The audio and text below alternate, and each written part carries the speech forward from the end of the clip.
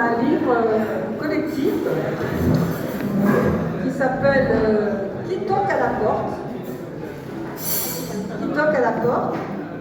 Alors, pour le moment, ce sont les écrivains qui ont toqué à la porte et qui ont écrit des textes très variés, des écrivains marocains essentiellement, de langue française. Et voilà, et on est très heureux de voir qu'il y a du monde, même des gens qui sont dans le café. J'espère qu'ils seront intéressés par le sujet, les jeunes et les moins jeunes. Je laisse la parole à Annie de Vergnas, qui va faire la modération du livre. Bonsoir. Alors d'habitude, je me trouve avec un seul écrivain, mais alors là, je suis gâtée. Il y en a 7 ou 8, je ne sais plus.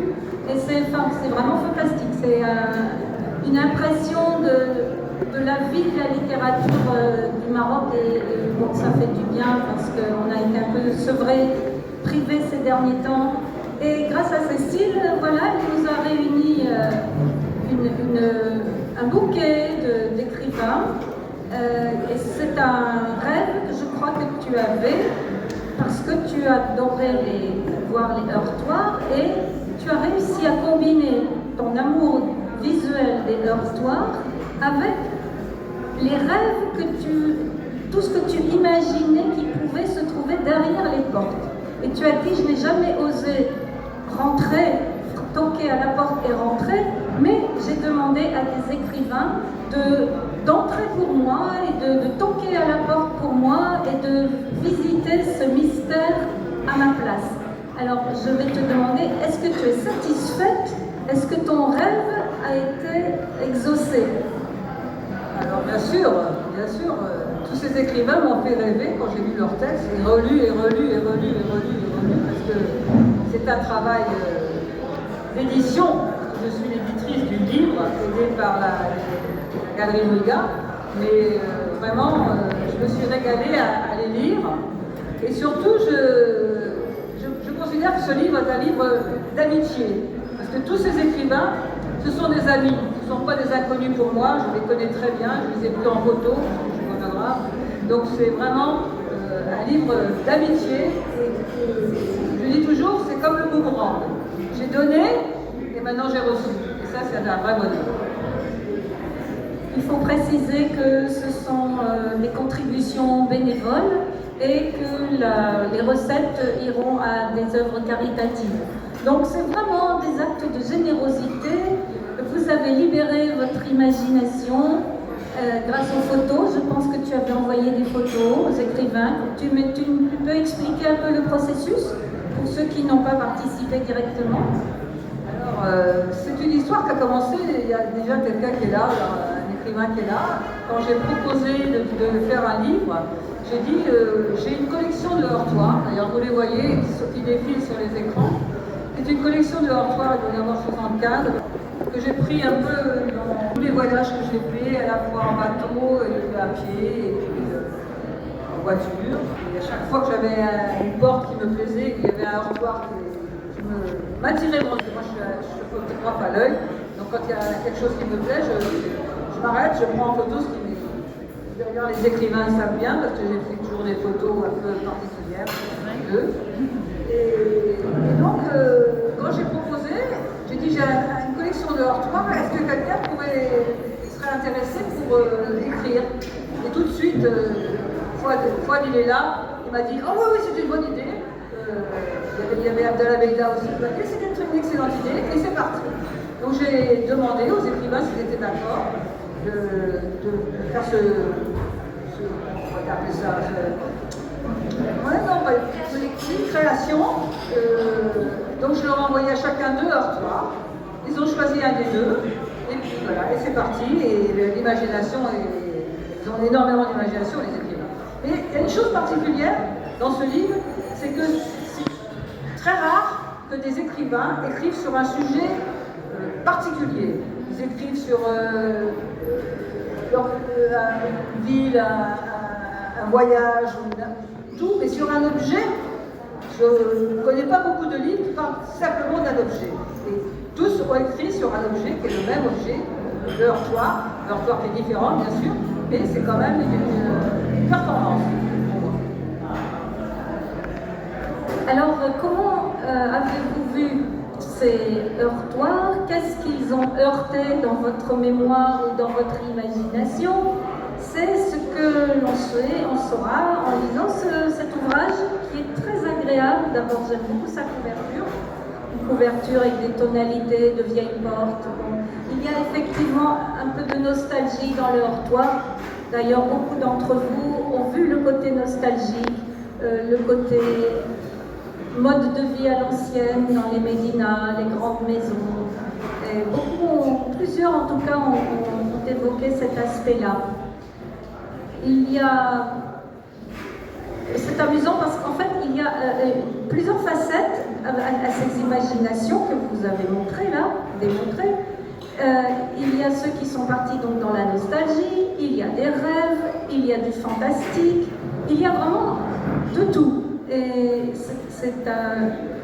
il y a même des poèmes, il y a de la poésie, c'est vrai, mais on n'a pas de poète ce soir ici, je crois. Voilà. Non, de poète qui a écrit de poésie là-dedans. Hein. On sait, Rafsa, que tu es là pour nous parler de poésie, mais... Ah, c'est vrai que tu n'as pas écrit de poésie. Non. Pas cette fois-ci. Tu as écrit autre chose. Ah, voilà, c'est vrai.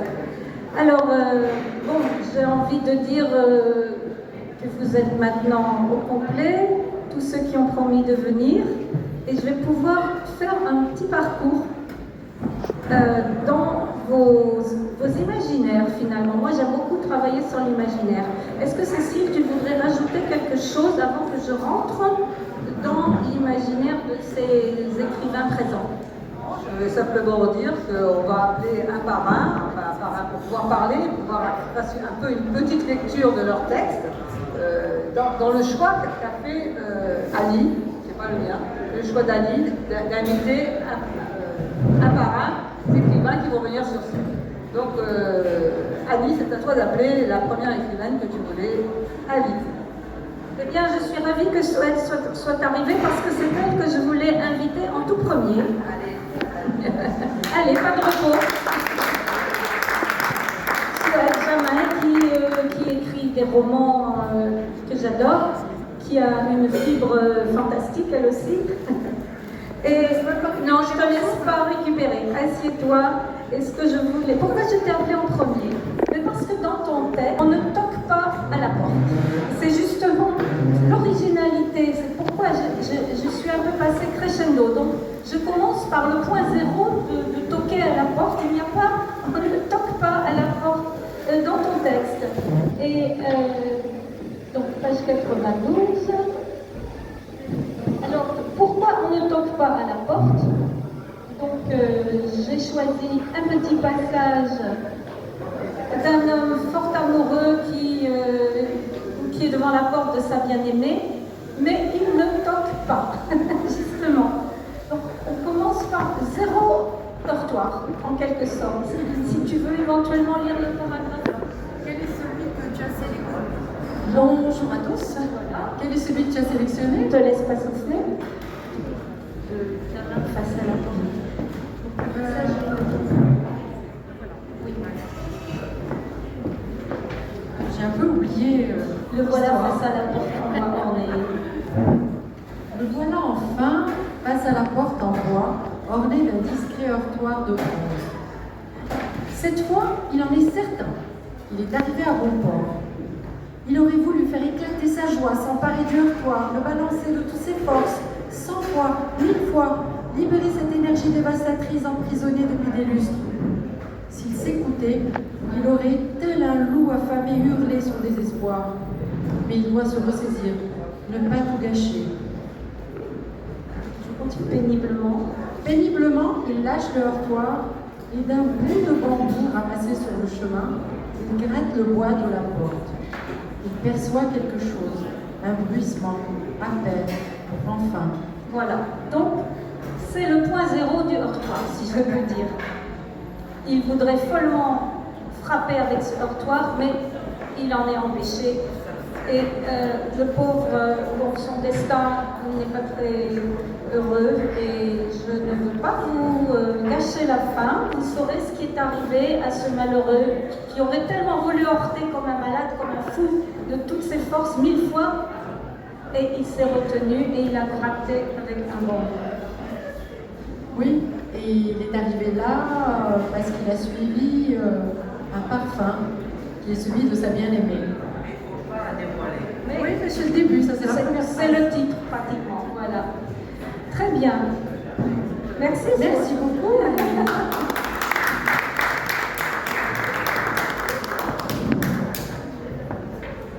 Alors, Naïma nous a fait un texte où le heurtoir n'est même pas décrit. Donc c'est le numéro 2 du point 0. C'est juste après le point 0. Naïma Servousni qui nous a fait un texte très plein d'humour, d'ailleurs, et qui s'appelle, donc page 122, qui s'appelle « Quand on viendra frapper à la porte ». Alors, chez toi, je ne vais même pas te demander de lire, mais nous expliquer qu'est-ce que c'est que se frapper à la porte. Quelle est cette importance de frapper à la porte, s'il te plaît? En marocain. En marocain? Marocain, frapper. Non, non. Bonsoir à tous. L'expression, c'est une expression dialectale. اللي يجيو يدقوا علينا شنو غنقول لهم. C'était cette expression que j'entendais tout le temps avec ma grand-mère à chaque fois qu'on faisait le ménage, que mes tantes faisaient le ménage, et qu'elle ne faisait pas, entre parenthèses, pas bien.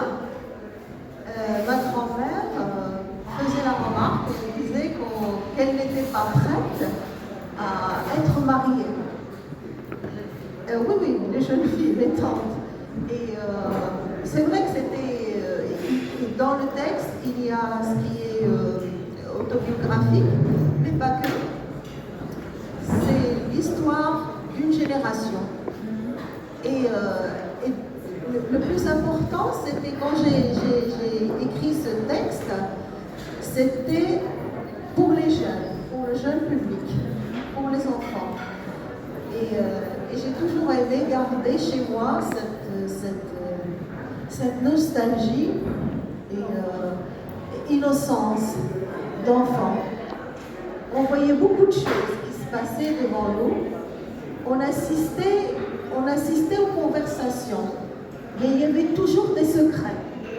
Et ces secrets, on les démêlait entre nous jeunes, hors des adultes. Et là, c'était quand on viendra frapper à la porte, qui viendra? Pourquoi? Qu'est-ce qu'on va faire après? Et c'était là l'idée. L'idée, c'était là.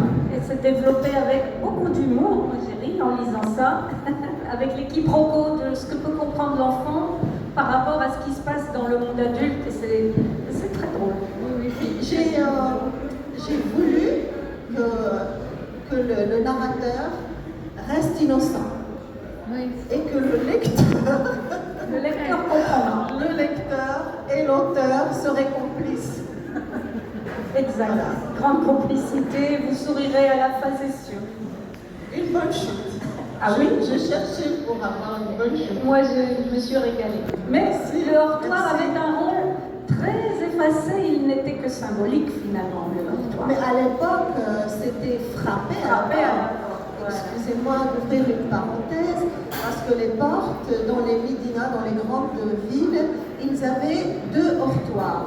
Un heurtoir accessible aux gens de la famille, c'est-à-dire que quand on toquait à la porte, c'était papa, maman, la tante, c'est-à-dire qu'on ouvrait sans faire attention. Et il y avait un autre heurtoir qui était placé un petit peu plus haut, c'était pour les étrangers.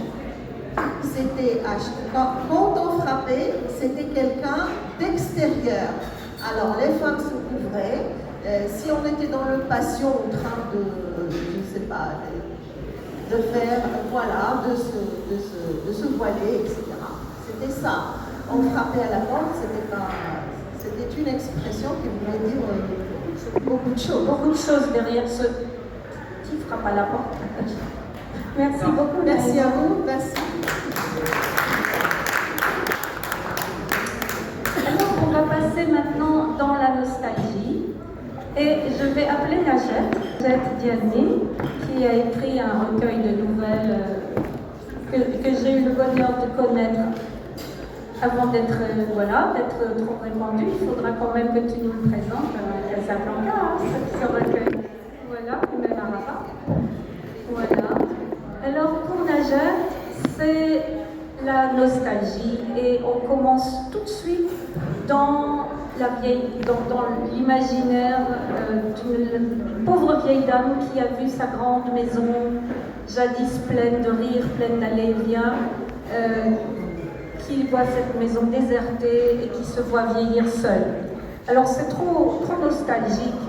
Heureusement qu'il y a quand même quelques joyeux souvenirs des amis qui venaient, etc. Mais bon, ce que j'aurais aimé, c'est que tu nous parles de ce passage ici, page 76.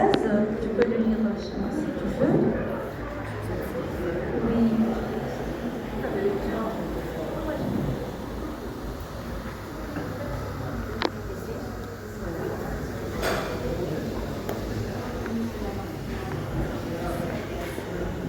Ça vous donne des petits passages spécialement sur les heurtoirs. C'est ce que j'ai choisi, bien sûr.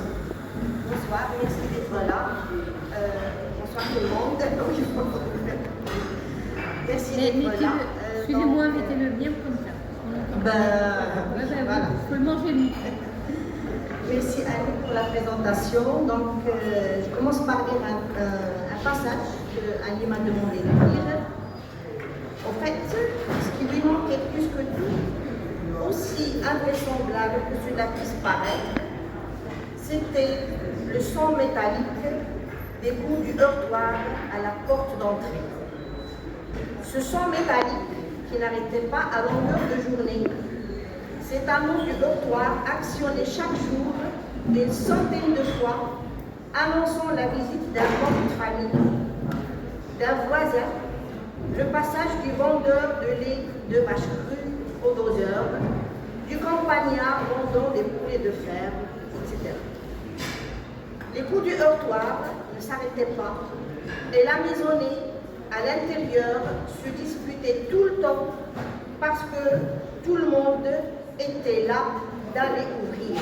Tout le monde refusait d'aller ouvrir. Cela n'en finissait pas.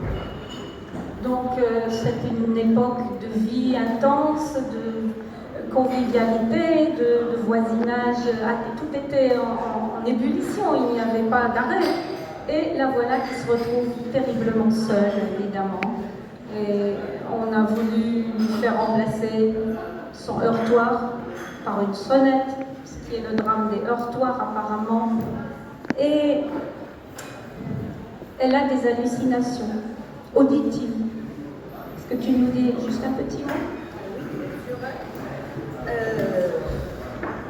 C'est vrai que tu as parlé de nostalgie, c'est vrai. Le fait d'avoir la rencontre entre la photographie et la littérature, ce n'est pas une chose facile. C'est une sorte d'écriture sur commande, si l'on peut dire. Nous avons une photo et cette photo doit nous inspirer. Ce n'est pas chose facile. Nous n'avons pas l'habitude d'écrire sur commande. Donc c'est un exercice. C'est un exercice pour nous. Voilà. Donc déjà l'idée était vraiment agréable, c'est vrai agréable, l'expérience également. Donc, il fallait écrire un texte à partir d'une photo. Donc, pour moi, franchement, j'aurais peut-être écrit le même texte pour n'importe quelle photo du heurtoir. Parce que il m'a plongé dans le passé. Le heurtoir m'a plongé, voilà, dans le passé. Donc, ça a été pour moi une occasion de rappeler l'ancienne Médina de Fès, peut-être, les grandes maisons avec grandes portes de bois sculptées, les femmes habillées en djellaba avec le voile et tout ça. Donc c'est de la nostalgie, exactement. Alors, déjà, le titre que j'ai choisi pour ma nouvelle, le titre peut-être annonce la couleur du conte. Heurtoir, heurtoir, dis-moi qui vient me voir. Donc peut-être miroir, miroir, dis-moi qui est la plus belle. Donc déjà, il y a une annonce du conte un petit peu, donc je n'en dis pas plus. On va s'arrêter là. Miroir. Il y a vraiment un gros clin d'œil. À vous de savoir à la fin pourquoi ce titre qui rappelle miroir, miroir. Voilà, merci beaucoup Najat.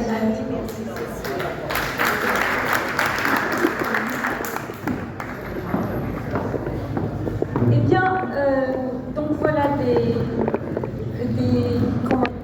visions qui ne sont pas trop des visions fantastiques, qui sont simplement des rappels du passé, où le heurtoir est un objet bien concret qui a accompagné une vie active, une vie quotidienne. Et je vais demander à Jean Zagagnaris, qui lui aussi s'est occupé d'un heurtoir bien concret. Est-ce que tu veux venir nous en parler, s'il te plaît? Alors, Jean est un redresseur de tort dans cette histoire, attention. C'est un malheureux heurtoir. Alors, je cherche. Là, le heurtoir. Oui, je sais que c'est la dernière. Défilé, mais c'est un heurtoir qui est tagué. C'est un heurtoir que Voilà. j'ai pris en photo à Barcelone. Parce qu'à Barcelone, il y a beaucoup de tags sur les heurtoirs. À partir de cette image d'un heurtoir tagué, toi, tu as imaginé la porte d'un lycée où le heurtoir est malmené, maltraité, et qu'un beau jour, ça te prend d'aller t'en occuper d'une manière physiquement concrète et efficace. Alors, qu'est-ce que tu as fait après la pandémie? Alors, je te laisse dire, voilà, je pense que l'idée, c'est de te raconter ce que tu as été faire avec ce heurtoir. Mais, je pense, ouais. Merci. Alors, tout d'abord, merci à Cécile pour l'invitation, merci pour la modération, merci aux personnes d'être là et vraiment très content de publier avec des auteurs que j'ai pu lire ou découvrir ou vraiment beaucoup apprécier ce qu'ils font. Donc, grand merci à tout le monde. Alors, ce que j'ai voulu faire dans cette nouvelle, c'est très simple. Tout d'abord, j'étais discipliné. Il y avait non, mais c'est important de jouer le jeu. La littérature, c'est un jeu, mais il faut savoir jouer. Tête de lion, hein? C'est une tête de lion. Comment faire une nouvelle à partir de cette photo? Voilà. Enfin, quelle nouvelle? Et du coup, on était dans un contexte effectivement post-pandémie. Au moment où tu m'avais demandé de faire cette nouvelle, le ministère de l'Éducation annonçait que la rentrée ne serait pas début septembre, mais début octobre, qu'elle serait repoussée d'un mois, certains s'en souviennent, et j'avais été heurté d'entendre... c'est le cas de le dire. Voilà, des personnes autour de moi qui disaient super, voilà, ça fait un mois de vacances en plus, etc. Dans un contexte où on parle de plus en plus d'inculture, de manque d'éducation, de manque de civisme, etc.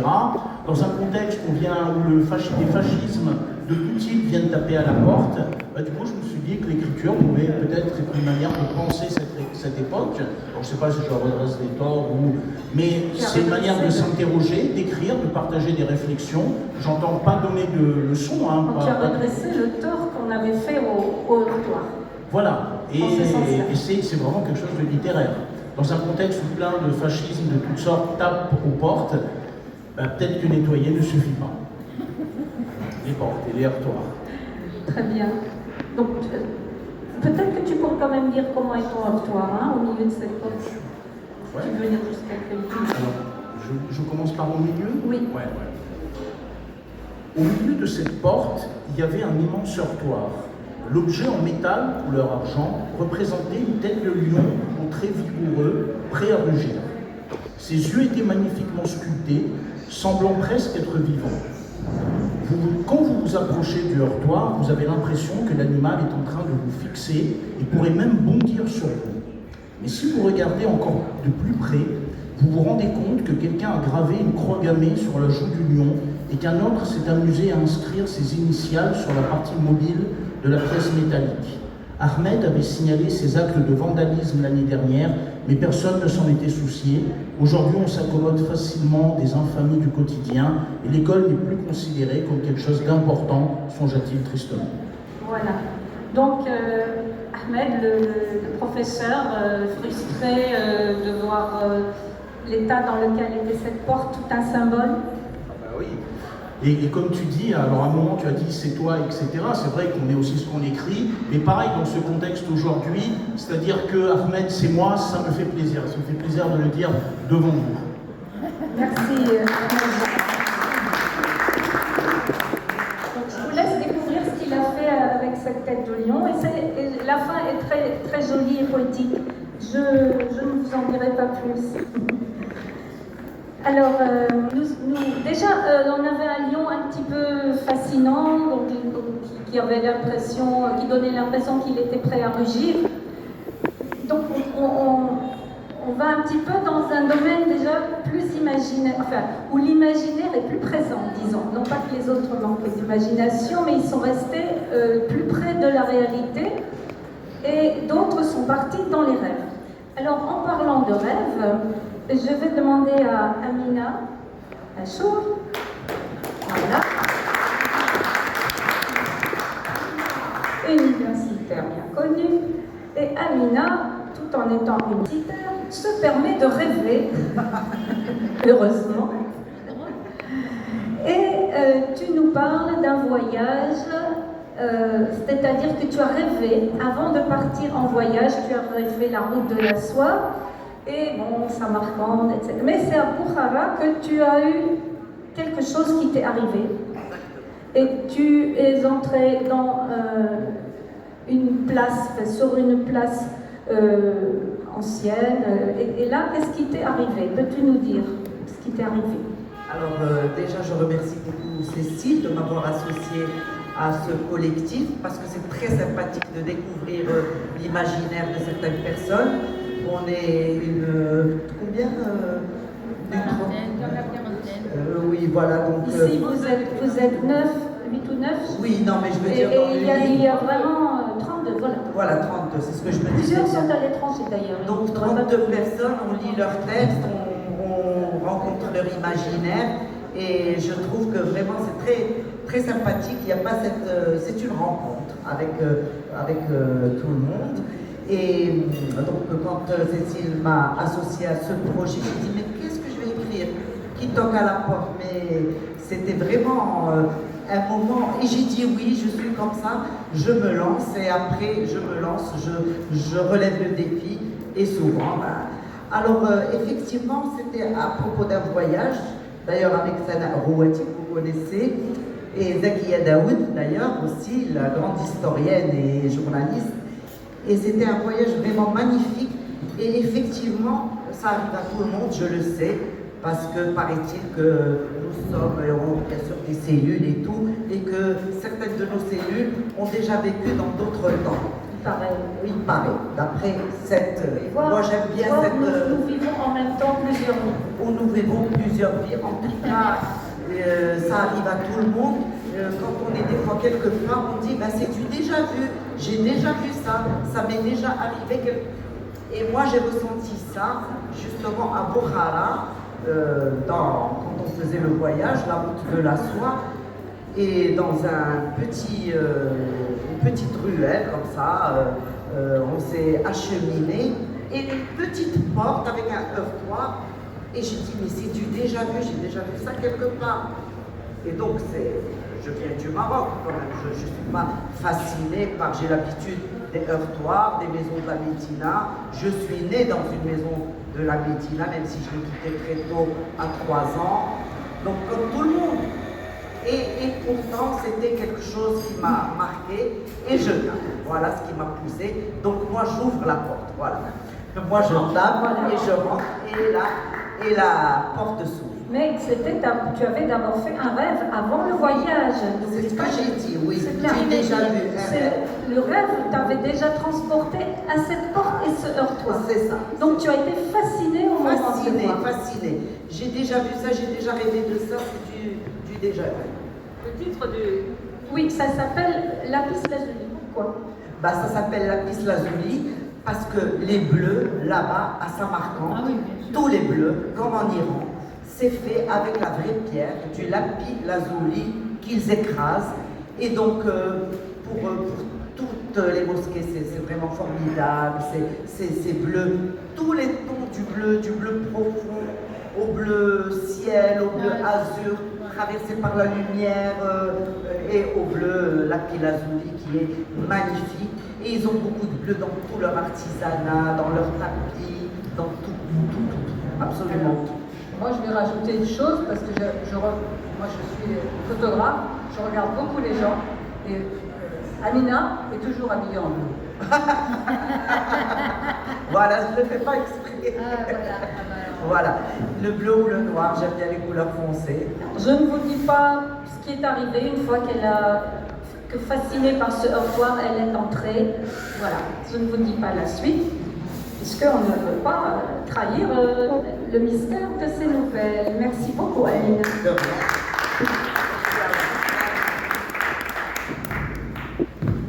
Puisque nous sommes dans les rêves, Hafsa nous a fait un combiné de rêves. Alors, je suis rentrée dans l'imaginaire vraiment pur. Donc, premièrement, une main que tu trouves dans un bazar, qui est très joliment décrite, qui correspond tout à fait à la photo. Je te laisse lire un petit peu la description. Et cette main orpheline que tu trouves par terre dans un bazar, que tu astiques, que tu ramènes chez toi, entrer dans un rêve qui lui-même va se réaliser bien après. Et enfin, la nouvelle finit par un rêve. Donc on est vraiment dans l'onirique. Est-ce que tu peux nous lire une main de femme belle, douce, presque humaine? Non, c'est sur la première page.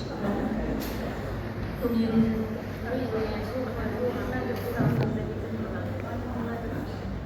Alors bonsoir, évidemment on a beaucoup de complicité avec Cécile et Annie, et vraiment, enfin, je crois que c'est le 15e collectif auquel je participe, mais celui-là je l'adore parce que bon, voilà, c'est autour d'un objet, autour d'une idée comme ça qui nous a réunis, donc je remercie Cécile d'avoir l'idée, et puis très content d'être avec mes amis écrivains dans ce collectif.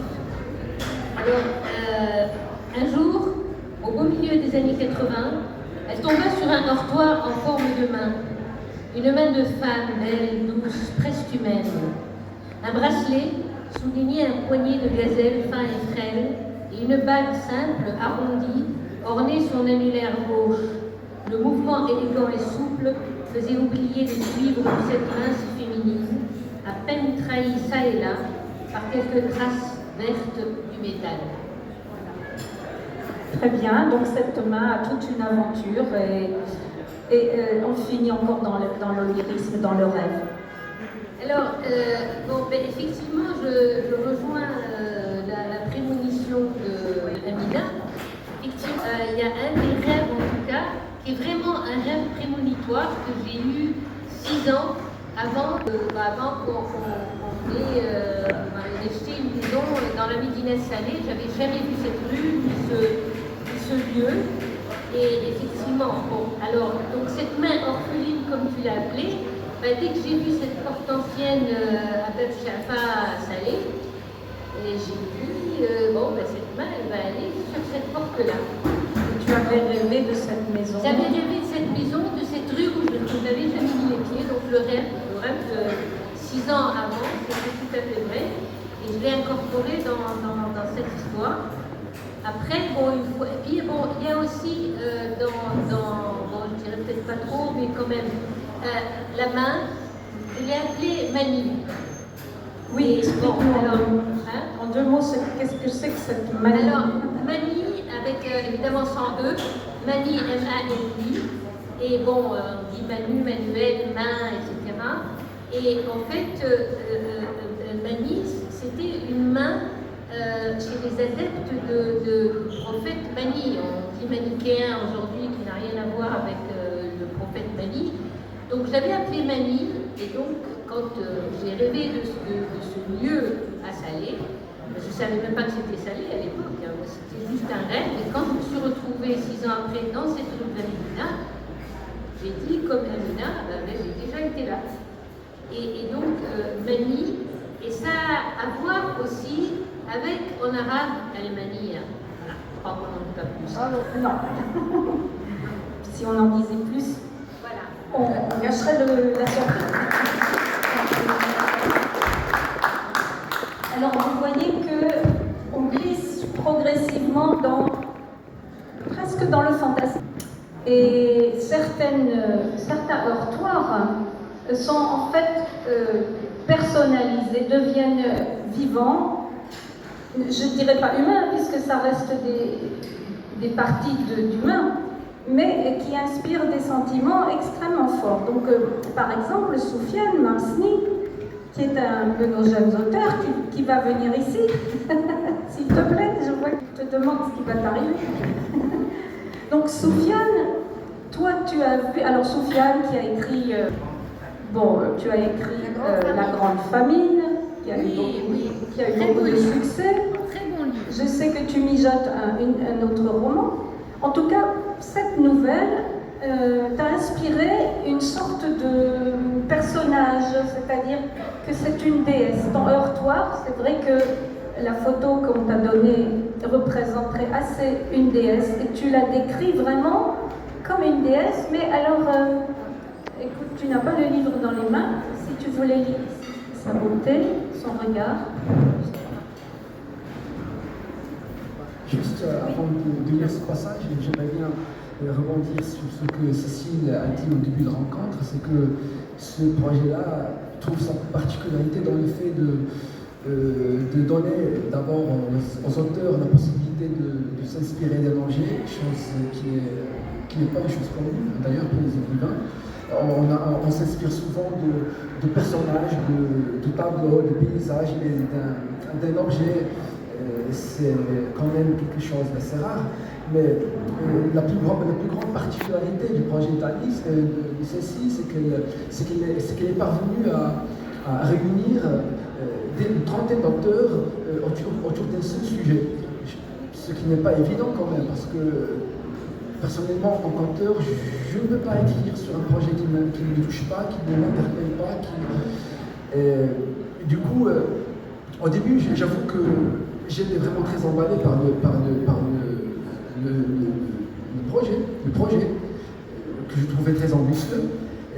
Mais il m'a fallu du temps pour m'inspirer d'une photo qui m'est parvenue de manière aléatoire, parce que je n'avais même pas le droit de choisir quel heurtoir, sur quel heurtoir je dois écrire, mais les photos, la photo du heurtoir est tombée dans ma boîte de messagerie et j'ai dû m'en inspirer.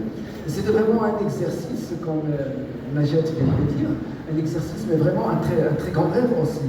Parce que écrire sur un objet, c'est un rêve, et c'est un défi. Ça a été un défi pour moi. Mais sincèrement, lorsque j'ai commencé l'écriture, les choses sont venues d'une manière tout à fait naturelle. L'écriture est devenue même une partie du plaisir, parce que c'est ça l'écriture. Voilà, c'est une partie du plaisir, et j'ai trouvé beaucoup de plaisir de m'inspirer de cette photo d'un heurtoir qui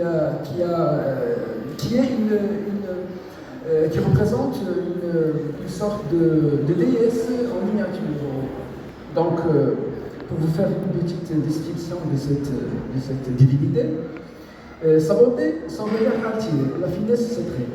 Tout chez elle atteste la noblesse de ses origines et de son rang élevé.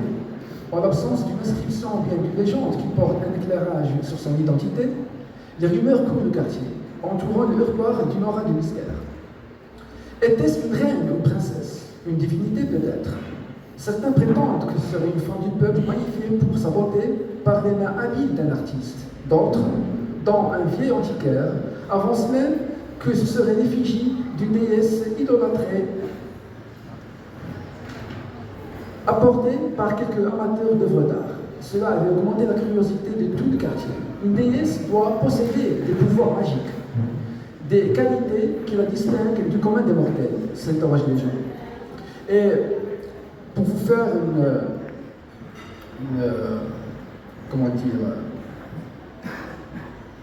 Bon, une déclaration, c'est que pour écrire cette nouvelle, pas un aveu, je cherche un autre mot qui ne vient pas, qui viendra après. J'ai dû sincèrement puiser dans mes souvenirs d'enfance. Je n'ai pas eu l'occasion de manipuler des devoirs dans mon enfance, mais je me rappelle que j'ai eu la chance d'accompagner ma mère dans un vieux quartier de Casablanca où les maisons, où il existait encore des portes, de vieilles portes de maisons avec des heurtoirs. Et à chaque fois, pour rendre visite à une connaissance, et à chaque fois que je me trouvais devant cette porte, je me posais des questions concernant ce heurtoir. C'était vraiment ça donne vraiment à rêver. Merci. Et celle-ci, donc, hante son sommeil impitoyable et insensible aux prières de l'enfant qui passe et qui est toujours fasciné, mais avec beaucoup de peur. Donc, il va la revoir une fois adulte, et je ne vous dis pas comment il va la... Elle est toujours en place. Qui n'arrive pas à se débarrasser de ses appréhensions, même adulte. C'est ce que l'on va savoir à la fin.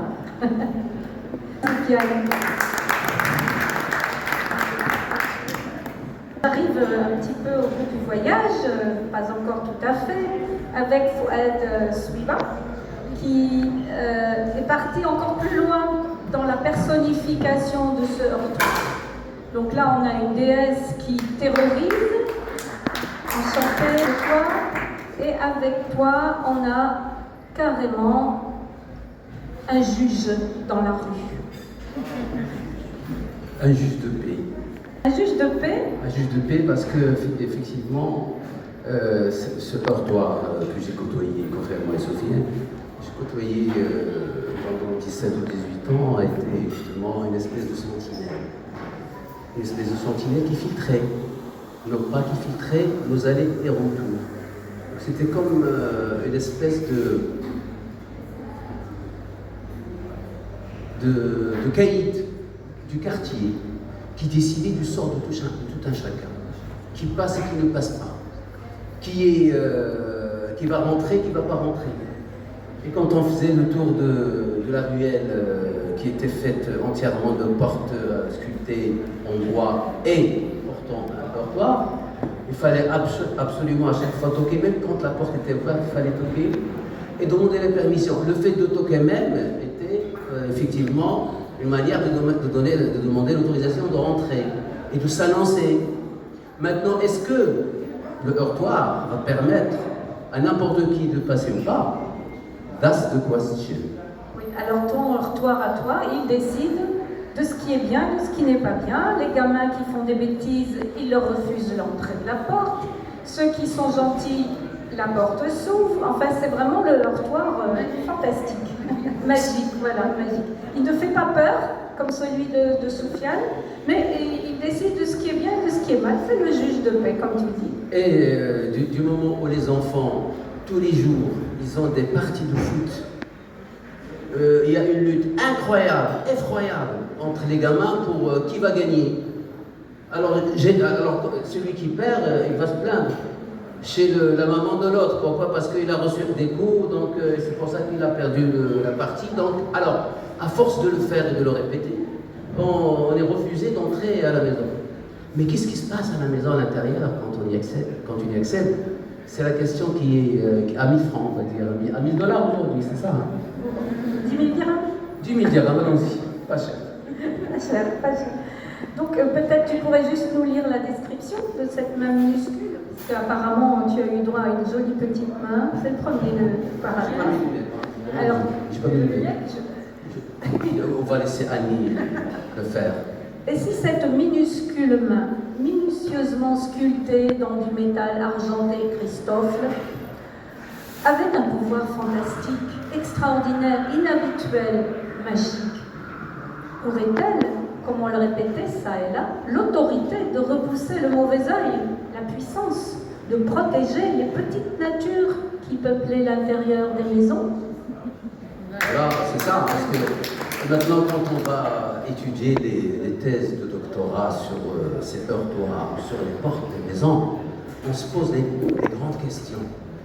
Est-ce que le heurtoir n'est pas quelque part le gardien des habitantes de la maison? Qu'entend, bien sûr, moi je me renvoie à cette époque-là. Voilà. Merci beaucoup. Je reviens sur ce que tu viens de dire. En fait, c'est vrai. Si vous avez vu défiler des heurtoirs, il y a des heurtoirs qui sont horribles, qui vous repoussent. Vous n'avez pas envie de frapper parce que vraiment, ils vous font peur. Il y en a d'autres qui sont des mains, des jolies mains que vous avez envie de toucher.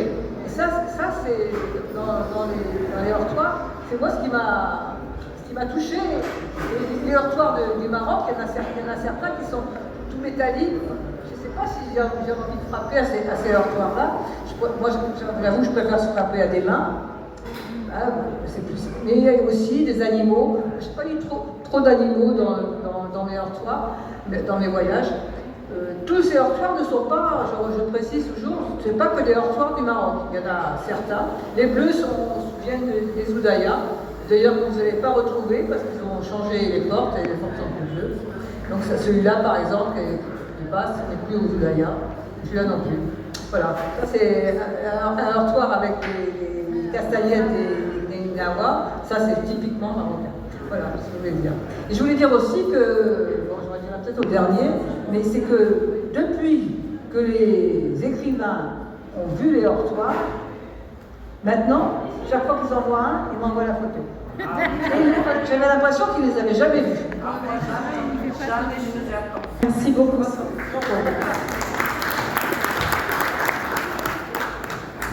Et nous arrivons au summum de la personnification des heurtoirs avec Habib Mazini qui nous a fait une pièce de théâtre carrément avec 36 heurtoirs qui se parlent, qui ne s'agressent pas, qui disent un tas de choses, tragiques. Pièce de théâtre.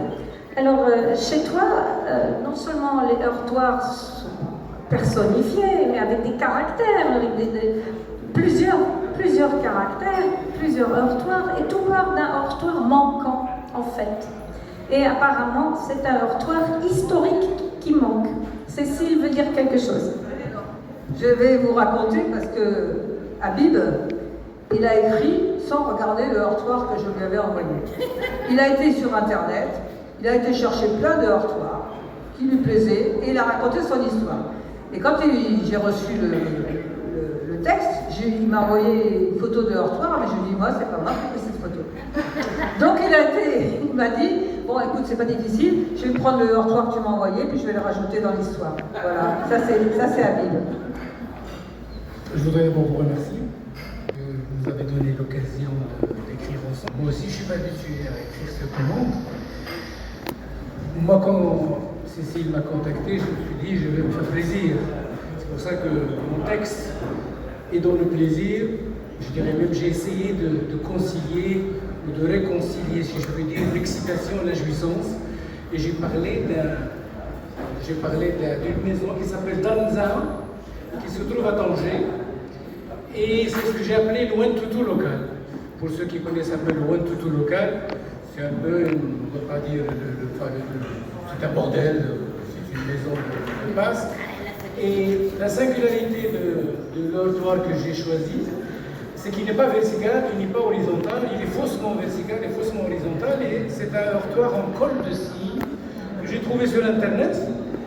Et il m'a inspiré une histoire d'une dame qui a travaillé à l'époque dans un bordel à Tanger, puis bizarrement, elle passait tous les jours dans cette médina, et effectivement le fait de regarder ou de voir ce heurtoir, et ben, ça l'a ramené à une époque de Tanger, la fameuse époque de Tanger.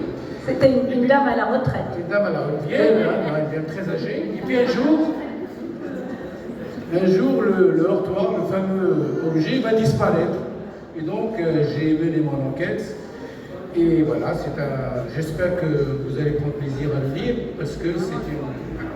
Donc, vous savez, peut-être, j'espère, Habib Mazini a écrit beaucoup de romans, dont plusieurs sont policiers. Et là, on voit sa petite veine policière qui apparaît, mais alors c'est une enquête parmi les heurtoirs. Et chacun a quelque chose à dire. Alors, il y en a toutes sortes. Le heurtoir à tête de croque-de-mort, le heurtoir à tête de chien, le heurtoir à tête d'éléphant. Et chacun a son caractère. Moi, je pense que je me suis concentré sur celui qui a disparu. Et j'ai essayé, bon, quand on parle des... Moi, j'ai fait parler les animaux, donc quand on fait parler des objets, forcément, on a des spécimens de... On parle des hommes, généralement, et des femmes. Et donc, le fait de les faire parler, je passe par les animaux, par les objets. En l'occurrence, le fait de faire une enquête pour savoir qui a volé le fameux heurtoir, eh bien, effectivement, il y en a qui disent qu'il en est, d'autres qui se cachent. Et le plus important, c'est quand même la porte en question d'Al-Zahar. C'est quand même une belle époque. La dame a beaucoup de souvenirs. Et je pense que l'écriture de ce texte, j'espère que vous allez voir qu'il y a énormément de plaisir. J'ai vraiment pris un plaisir à l'écrire. Voilà. C'est une mini pièce de théâtre, voilà, avec enquête. Voilà, qu'est-ce que je peux ajouter? Tout simplement, je vous dis, il est singulier, il n'est pas vertical, il n'est pas horizontal. Moi, j'étais étonné quand j'ai cherché sur Internet sur la variété de cet objet. Moi aussi, comme tout le monde, j'ai un certain âge, j'ai 68 ans, et je vous assure que les heurtoirs, je passais à côté, mis à part le côté un peu effrayant du heurtoir, je ne suis pas... Et là, quand elle m'en a parlé, j'étais étonné. En plus, elle m'a envoyé 3 qui ne m'avaient pas beaucoup inspiré, je dois le dire, et j'ai cherché un peu celui qui me... Et là, après, j'ai dû refaire le texte, axé sur celui qui m'a plu, en l'occurrence le heurtoir en col de cygne. Voilà. Et puis, je voudrais toujours corriger une chose, Annie me permettra. J'ai écrit 9 romans, j'ai 68 ans, j'ai commencé à écrire, ma première publication date de 88. Si vous divisez, vous prenez de 69 à 88, ça fait quand même 36 ans à peu près. Si vous divisez par 9, ça me paraît correct pour un universitaire, ce que j'ai dit à Jeddah et à Rabat. Je suis un universitaire, le travail de l'universitaire c'est de publier, et moi, comme c'est ce que j'ai fait, j'ai écrit des romans, un peu plus de 9. Donc ce n'est pas beaucoup de romans, ce sont des romans. Oui, mais tu as publié, si on additionne, beaucoup de romans. Voilà, mais c'est vrai que c'est sur le temps. Et des livres pour enfants. Plus des livres pour enfants, absolument. Eh bien, les livres pour enfants, parce que je pense que c'est un devoir pour tous les gens qui veulent avoir un lectorat futur. Parce que tout le monde se plaint qu'il n'y a pas d'écrivains, mais ils ne veulent pas comprendre que si on veut avoir des écrivains, des lecteurs, pardon, il faut que nos enfants lisent. Il faut que nos enfants lisent, il faut qu'ils aient des comptes. Et c'est la seule, il n'y a pas d'autre solution. On ne peut pas dire à quelqu'un qui a 20 ans maintenant de lire s'il n'a pas lu quand il était beaucoup plus jeune. Voilà, c'est aussi simple que ça. Si je peux me permettre de répondre justement pour les jeunes, rapidement, ça leur permet de connaître plusieurs auteurs à la fois. Et bien sûr, les collectifs, c'est plus facile parce que ce n'est pas des grands livres avec 500, 600 pages. On peut à ce moment-là découvrir des écrivains et aller chercher ce qu'ils ont écrit ailleurs. Bon, pour terminer, après on vous laissera la parole. J'ai une amie française qui était à la maison quand j'ai commencé à faire mon qui m'a dit ça m'intéresserait d'écrire dans ton livre. Donc j'ai fait la même chose, je lui ai envoyé des heurtoirs. Et comme elle en a écrit un tout petit, elle en a écrit 2, donc elle a pris les 2 heurtoirs. Donc je vais vous lire celui que j'aime beaucoup, qui s'appelle Voyage au pays. Elle s'appelle Catherine Soul. La vénure sort de cette porte me laissait entrevoir la présence d'un être discret habitant ces lieux jusqu'au moment où mes yeux se posèrent sur son heurtoir. Tout d'un coup, confronté à une sensation étrange qui montait inexorablement en moi, je me risse à poser ma main sur cette boucle de métal, accueillant en son centre la douce chaleur d'une belle matinée printanière. Au premier contact de mes doigts, où j'en serre l'anneau, la sensation que je ne pouvais plus aller en arrière était là. Ce que je tenais entre mes mains était un point entre 2 mondes. Une fois que j'aurais toqué, un espace que je n'aurais jamais imaginé était là à m'attendre. Je devais oser ce geste et quitter toutes mes appréhensions. La vie m'attendait. Donc je lis ce texte parce que bon, comme elle vit en France, elle ne pourra pas venir être présente avec nous pour d'autres présentations, donc je tenais à lire son texte. Voilà, merci beaucoup. Ah oui, j'ai oublié de parler de quelqu'un, c'est vrai. Excusez-moi. écrit le texte en arabe. Et comme tous les textes étaient en français, je me suis dit, il faut que je le traduise. Et donc j'ai rencontré par hasard, dans un salon du livre, un homme qui gentiment m'a dit, je suis traducteur. J'ai dit, ah ben ça m'intéresse. À ce moment-là, je ne savais pas que j'allais le traduire. Et quand j'ai reçu le texte de Karima, j'ai appelé, viens parler de...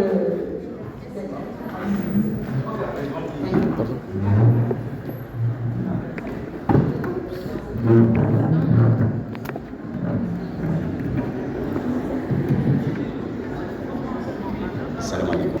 Alors bonsoir tout le monde. C'est au gré du hasard. Et le hasard fait parfois bien les choses, même si l'on doit le provoquer. Alors je ne vais pas m'étaler parce qu'il y a des gens qui nous répondent la parole. Ce que j'ai à dire, justement, on s'est échangé le courrier. Quelques temps après, j'ai dû partir hors du Maroc pour rendre visite à ma fille. Eh bien, je reçois un jour au Saint-Denis, Grise, est-ce que tu peux? Voilà. Et ça a été fait, je l'ai écrit sur mon téléphone, je lui ai envoyé, et il fallait des corrections par-ci par-là.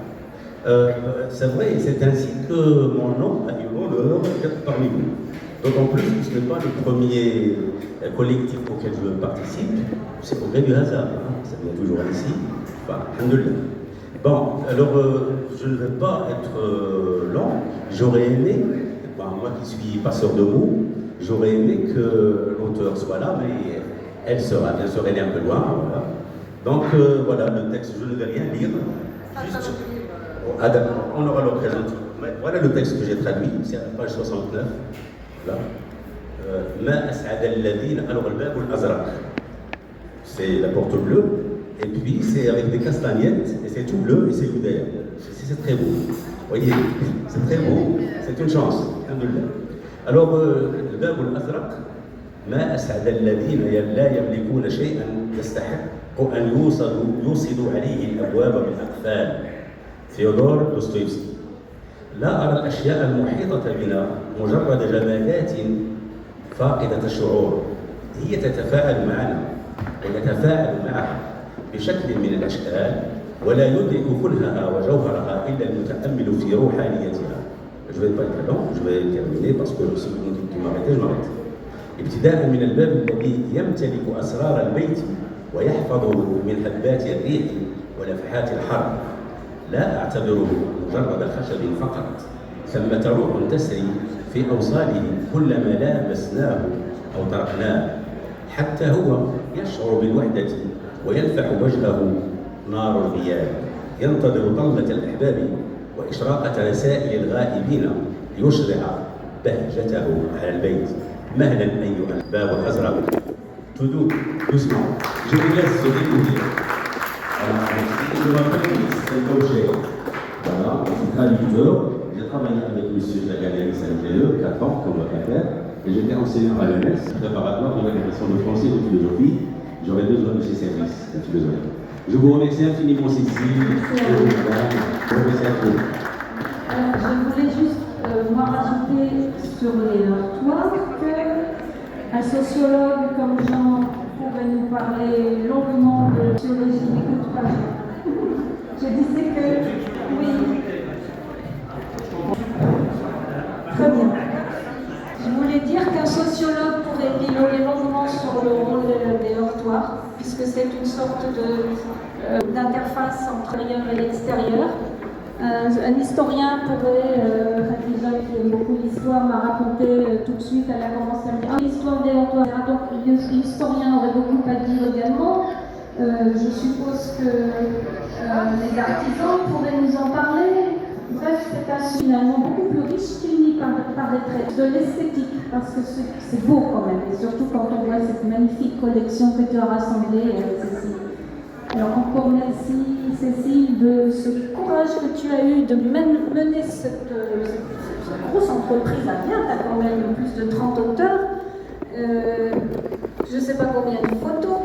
Alors c'est extraordinaire, donc vraiment bravo, et c'est rare d'arriver justement avec un tel projet jusqu'à ce moment exact où on le présente. Ça a été présenté d'ailleurs. Oui, alors, c'est vrai que je vais vous dire qui j'avais invité et certains écrivains ne m'ont pas répondu. Mais bon, c'est pas grave. Il y en a un que j'ai invité et qui m'a répondu. C'est pas n'importe qui. C'est Maïm Edbin. Oui. Qui m'a répondu. Il m'a dit, ma chère Cécile, je suis désolée, mais je suis beaucoup trop occupée en ce moment pour faire ça. Donc quand je l'ai rencontré à Marrakech, je lui ai offert le livre. Parce que j'étais vraiment très émue de penser qu'il m'avait répondu, parce qu'il y en a d'autres qui m'ont absolument pas répondu. Et non, je suis déçue parce que j'ai beaucoup d'amis, j'ai fait beaucoup de photos pour eux et j'aurais bien aimé qu'ils soient aussi dans ce collectif. Mais j'en ferai un autre peut-être une autre fois, avec un autre sujet que je vais encore les embêter avec des sujets particuliers. Voilà. Eh ben, merci beaucoup d'avoir été là. C'est la parole. Pour conclure de ma part, il y a quelque chose de très important qui manque. Et moi qui ai vécu au Maroc depuis les années 60, fin 70, il y a quelque chose qui manque et qu'il n'y aura plus avec la sonnette. C'est quand vous frappez, et qu'est-ce que vous entendez de l'autre côté de la porte? Allez, et qu'est-ce qu'on doit répondre même si on est un étranger total? C'est ça.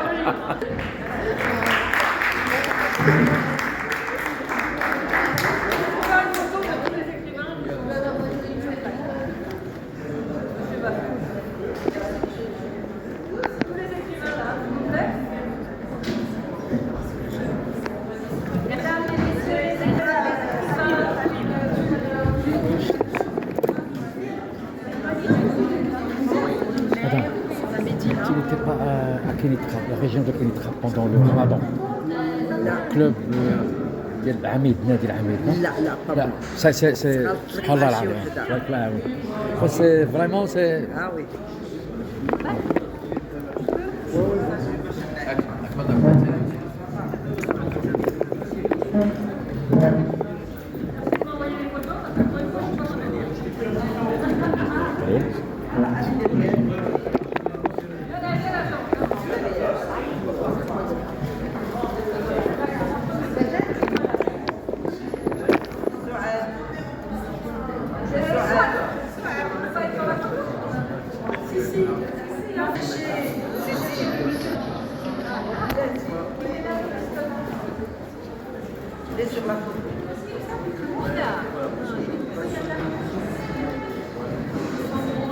Au milieu. Comme ça. C'est bon, vous êtes prêts? Cheese. 1, 2, 3, ouais.